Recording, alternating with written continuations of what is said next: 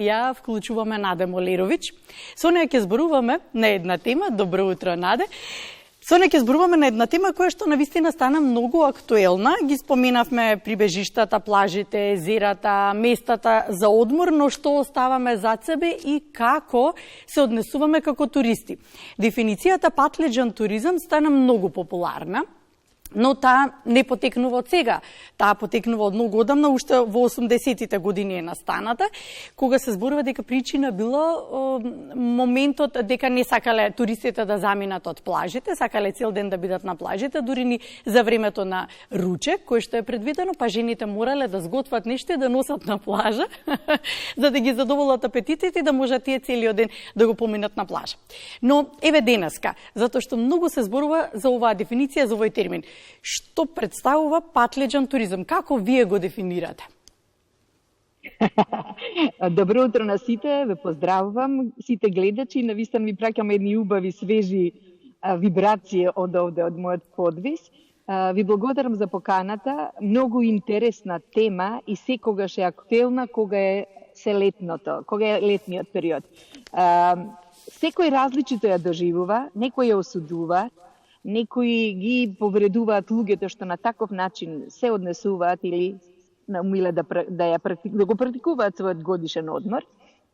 И се зависи од точката на гледање на нештата, што туристот очекува кога оди на одмор, особено со своето семејство. Тоа може би е единствениот момент кога луѓето се собираат. Знаете, поголемиот проблем е она што вие го кажавте, Јована, како ние се однесуваме на туристичките места. Дали и кога сме како еден вид домат или патлеџан турист, што вие го кажавте, што не постои од сега, него што од навистина многу одамна. Јас се сеќавам кога сме оделе ние како деца покрај треска, колку тоа беше едно доживување кој што и ден денеска го носам со себе. Меѓутоа, ние можеби тогаш имавме една друга култура, каде што повеќе почитувавме ред и правила. Па, например, нас не воспитуваа родителите кога ќе одиме таму и кога ќе седиме за столот и кога ќе бидеме како семејство или 2-3 семејства, да не правиме галама, да не викаме, да не го оставаме сметот позади себе, да си собереме се што имаме и така натаму. Така да мислам дека нас многу повеќе ни треба бонтон однесување на местата каде што престојуваме, отколку дали ќе не наречат така или вака, што е малку и ирелевантно. Личната одговорност што оставаме зад себе, велите, е најважна и се согласувам со вас.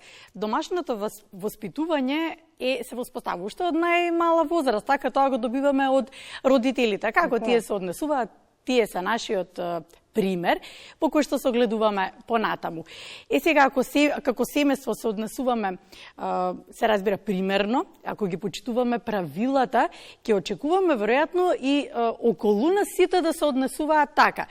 Но и да не се однесуваат така, доволен е личниот пример. Па ако е се ова вака, зошто кога и се подготвуваме негде да патуваме, па тоа и да било на некоја пократка дестинација, секогаш си подготвуваме нешто за оброк. Така си носиме од дома, дали сендвич, дали си земаме нешто, секогаш земаме со нас. Треба да внимаваме пред се на собственото здравје. Зошто сега се овој термин патлеџан туризам добива една поинаква нишка, една поинаква слика, дури и граѓаните го прецепираат како примитивизам. Ова го ставам во наводници поради тоа што го забележувам како коментар на социјалните мрежи. Од каде целата таа перцепција, зошто толку се премине во таква конотација оваа дефиниција патлеџан туризам? Јас, Јована, мислам дека секој тоа го интерпретира од своето лично и собствено искуство како доживување.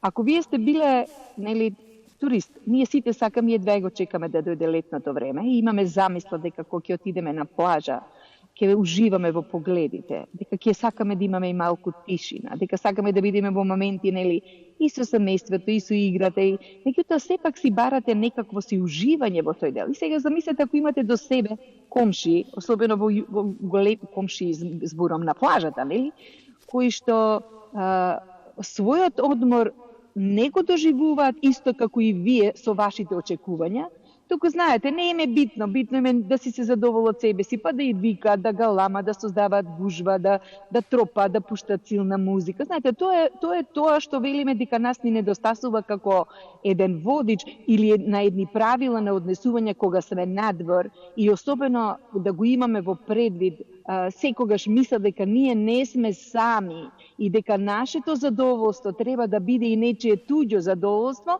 на луѓето околу нас. Сега, зошто луѓето се подсмеваат со тоа?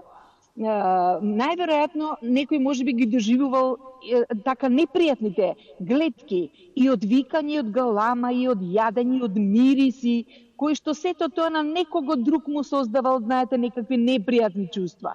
Значи, јас мислам дека на сите нас и како корисници, дали на плажи, на излетнички места, многу ни недостасува едукацијата во смисол на вистина да сакаме таму каде што одиме, прво да направиме нам да ни биде убаво, затоа што тоа се и ова на моменти и на плажа кога јадете со своето семејство, храната е мигот на поврзување. Тука децата кога ги носите и кога вие знаете и со семејство, со пријатели, со било кого, моментите кога ја делите храната е еден посебен момент кој што сепак треба да биде бон тон во смисол на, знаете, без многу врева, без многу притисок на оние што се околу вас. Иако јас мислам, ако сите ние поаѓаме од помислата дека секој отишол на одмор за да одмара и дека со своето однесување сакале или не сакале ние влијаеме на луѓето околу нас. Ако имаме помали деца, дека треба на вистина да укажеме какво е однесувањето на плажа, во смисол дека нели како се разговара, да не се вика од сред езеро, него да се дојде до тамо па да се разговара. Значи, ако ги имаме тие моменти на чувство и на самосвест, дека секој сака да одмара, секој сака да му биде убаво и да си појде од себе. Ако мене ми пречи тоа, јас нема да го правам на плажа. Мислам дека ние малку сме го извулгаризирале сето тоа. И сега, знаете, луѓето, бидејќи живееме во свет каде што е све со компетиција, со надпревар. Јас додам во големите ресторани, тамо да јадам, тамо да сликам, да покажам на луѓето, еве, гледај ја каде сум, а ти гледај каде си. Знаете, тоа осудување и тој однос на подценување е нешто што ние од најмала работа си го правиме, потоа сме сите, нели, можеби таква и човечката природа. Значи, сакам да кажам дека мора да се однесуваме секдека одговорно. И ако уживаме во храна, нека биде, затоа што секдека се носи храна, Јована. И во Америка, кога ќе одам покрај океанот, луѓето си носат седвинчиња, си седат, си пијат. Меѓутоа тоа не е со бука, тоа не е со оставање ѓубре позади себе. Значи, вие никому со своето присуство тамо не сте загрозила, нити просторот, ниту луѓето кои што биле околу вас. Јас така размислувам. Наде се согласувам со вас, само ќе додадам на се ова што кажавте, дека и нема потреба да зафатиме огромен простор околу нас, 10 лежалки и 3 чадори. Нема потреба, треба малку да бидеме поодговорни и другите да имаат простор каде да седат. Споминавте Америка, вие доста сте шетале и шетате постојано и се среќавате со различни култури и начини на живот. Ако велите сосема нормално и неколку пати го споминавме бон тонот како начин на однесување и на плажа како туристи, како е надвор? Кој е бон тонот кој што се почитува? И е сосема нормално. Да, знаете што, Јована, јас често пати во моите зборувања го кажувам и го пренесувам искуството кое што сум го видела, кое што гледам дека е убаво и дека е корисно и дека создава една смиреност кај луѓето. Знаете, луѓето и кога се и во природа или покрај плажа знаат што треба да очекуваат. Например, еве пред 2 години бев на Дубај, тамо се најлисти има плажи. Знаете, вие имате табла голема која што не можете да ја одминете. На таблата пишува дека забрането е храна, забрането е да се носи пијалок, забрането е после 19 часот да се седи на плаж, забрането е да се пали оган. Ако влезеш да се бањаш, да знаеш дека тука нема спасител, тоа ти е на твоја одговорност. Значи те предупредува на толку многу нешта на кои што ти сакал, не сакал на моментот, се обидуваш да прочиташ и да речеш, да, види, ова не треба. И знаете, тоа е све со резон. Или и во Америка, кога сме, па и не само тука, него во Европа, секаде, Јована, имате табли, каде што луѓето не дека не знаат, него треба постојано да ги потсетувате на нивното однесување во природа, дека и кога шетате кучиња, и кога оден ќе се сети вика, ве молиме немојте без јаже, немојте без ланец. Водете сметка за отпадот за отпадот од кучето. Внимавајте за тоа, не ги хранете животните во водата, не правете тоа. И сега знаете, вие кои ќе ви после ќе ви биде срам и непријатно да направите нешто што се коси со оние правила кои што веќе сте ги читале. Сега, знаете, ние пошто го имаме тој менталитет, ма како да не, јас ќе правам што сакам, а особено ме изнасмеавте со моментот кога кажувате, кога доаѓаат па постилаат по 5 пешкири, потокму покрај водата, не водејки сметка дали има повозрасни, дали има помали, дали има млади, дали има луѓе со количка. Значи, знаете, ние само гледаме нашето да си го задоволиме. Јас да дојдам до најубавото, јас да останам тука. И таа алчност да само јас и само моите најблиските со децата тоа да го направиме, го загрозувате просторот личен. Знаете, тој термин, не сакам да ми го загрозуваш личниот простор, е една таква реченица која што носи многу свесност од најмали нозе и на децата. Значи, кога некој ќе ти се доближи на 50-20 сантиметра, ти си должен да му кажеш застани, не ми го загрозувај просторот. А особено, замислете, си одите на плажа, сте решили да читате книги, нели? И да си одмарате, тоа е време за вас, и барате некое по-интимно место, ама ете, доаѓаме ние, нели, балканци и така натаму, кои што сме джагорливи, кои што сме енергични, па сакаме се да кажеме, па да викнеме.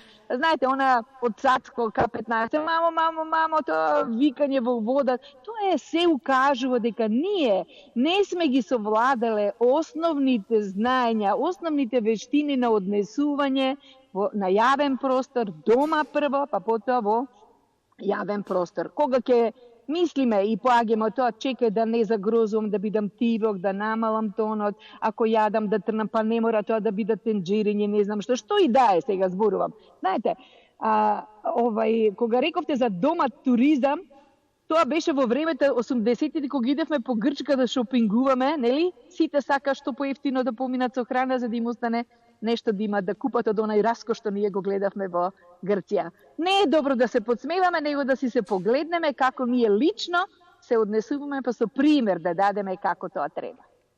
Се согласувам со вас, со многу убава порака. Го завршувам разговорот со оглед на тоа дека кажавме некаде се во ова како бонтон однесување е нормално и има подсетување кади да се свртиш, кади да се движиш, па тоа било, макар тоа било и на плажа, кај нас го нема во таа мера, но затоа еве ваквите разговори и ваквите можности се уште еднаш ка подсетување колку треба гласно да подсетуваме на бонтонот на однесувањето дека се трга лично од нас. Наде, благодарам што ни дозволивте во вашиот мир малку да ви одземеме од времето и да позборуваме на вистина секогаш наш драг соговорник. Благодарам. Јас многу ви благодарам, Јована, ви посакувам на вистина убав ден, прекрасен ден, без разлика колку е топло. Само една секунда сакам да кажам колку пати кога одам во парк, од онаа нечистотија од нашите млади деца кои што фрлаат се и се што околу. Знаете, тоа е само гледало на нашето невоспитание, нивно кога се однесуваат и како се однесуваат. Стално и постојано сум викала, зошто градоначалникот на Скопје, кој да е, не постави на секои 10 метри, не се фрла отпад, тамо се прави. Знаете, кога ќе му удирате цело време во очите, нешто ќе се научиме, предпоставувам. Многу ви благодарам на времето. Имајте си најубав ден. Убав ден и вам исто.